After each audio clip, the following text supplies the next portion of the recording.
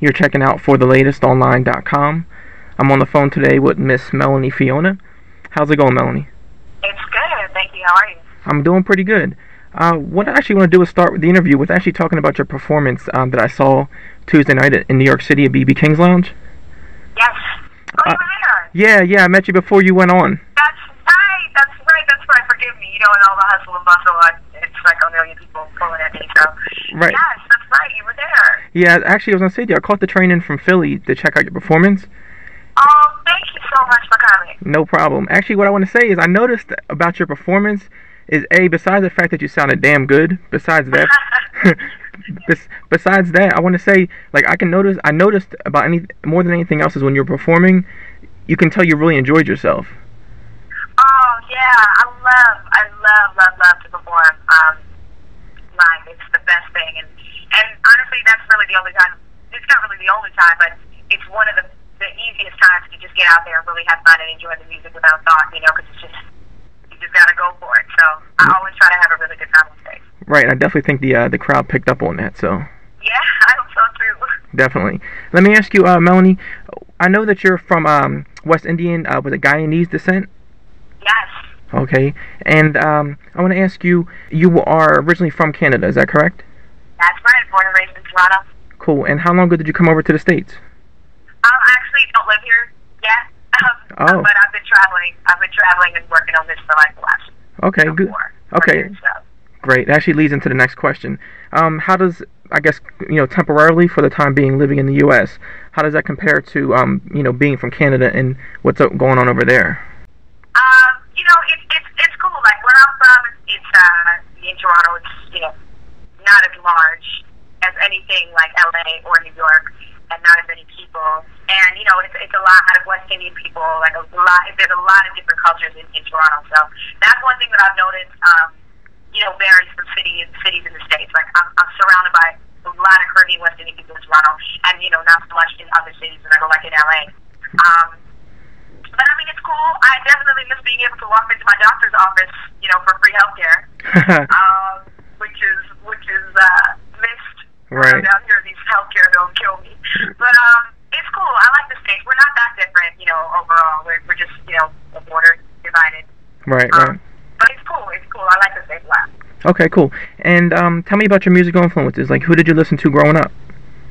Growing up, my dad played in a band. So, what my parents brought over from Guyana, musically, traditionally, reggae, soca, calypso was naturally there.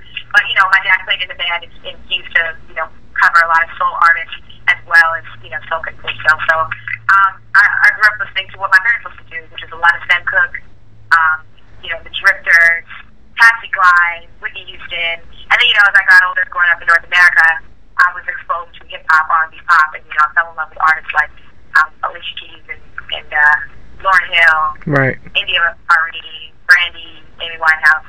Cool. Soul Child. I could keep going. That's cool. And let me ask you, how did you get linked up to, signed to SRC Universal Records? Well, I've been working in the States with different producers for a while, for like the last few years, and it did not happen overnight. As many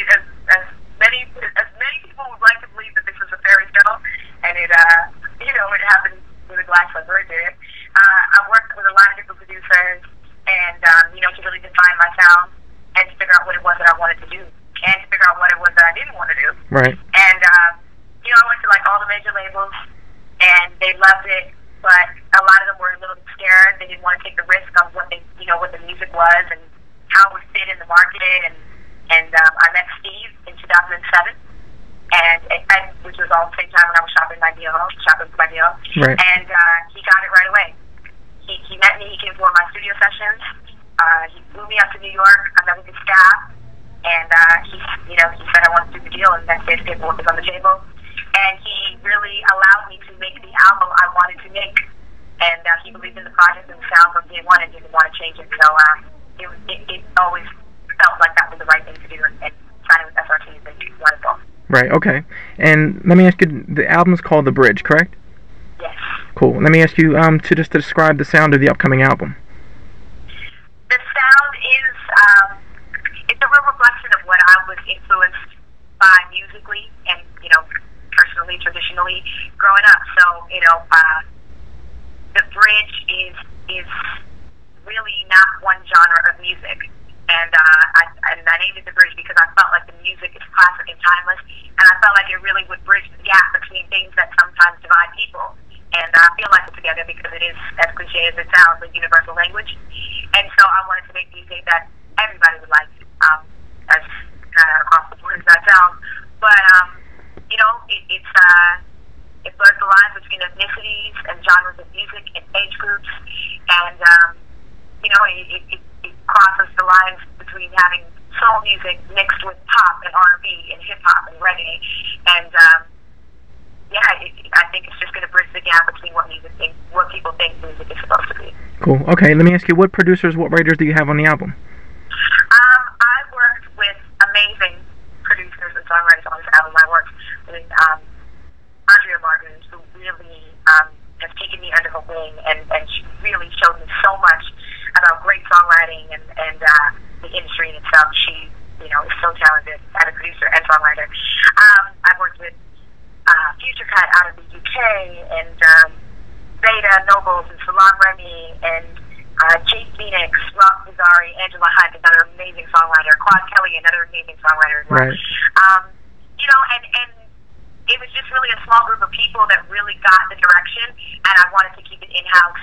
Peter Way, another amazing producer on the album, that really got the sound that I was trying to do, and really, brought that live instrumentation and that real kind of throwback sound to it. So, Okay. It was awesome.